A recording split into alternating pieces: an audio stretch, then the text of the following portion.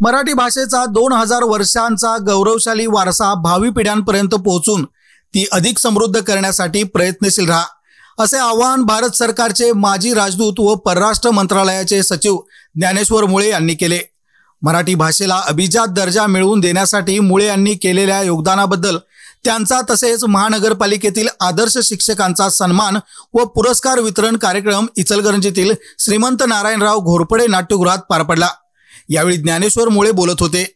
मुळे म्हणाले, सध्याच्या काळात पालकवर्ग मुलांना इंग्रजी शाळेत घालण्याचा आग्रह धरतात, मात्र महापालिकेने मराठी शाळांचे जतन करून मराठी भाषेला समृद्ध करण्यासाठी घेतलेले प्रयत्न प्रशंसनीय आहेत। भारतीय नागरिक बहुभाषिक असून केवळ इंग्रजी बोलूनच यशस्वी होता येईल हा गैरसमज आहे। फ्रान्स, जपान, जर्मनी यासारख्या प्रगत देशामध्ये इंग्रजी न बोलता ते आपली भाषिक आणि सांस्कृतिक ओळख टिकवतात। असाच आदर्श आपण ठेवायला हवा। अमेरिकेसारख्या देशांनी तंत्रज्ञानाच्या माध्यमातून जगावर वर्चस्व गाजवण्याचा प्रयत्न केला आहे।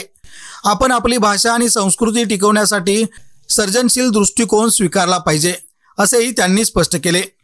ज्ञानेश्वर मुळे यांनी त्यांच्या इचलकरंजीशी असलेल्या भावनिक नात्याचा उल्लेख केला।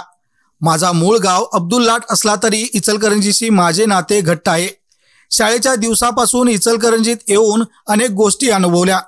या शहरात पासपोर्ट कार्यालय सुरू करून माझ्याकडून एक छोटी भेट दिली आहे, असेही त्यांनी नमूद केले।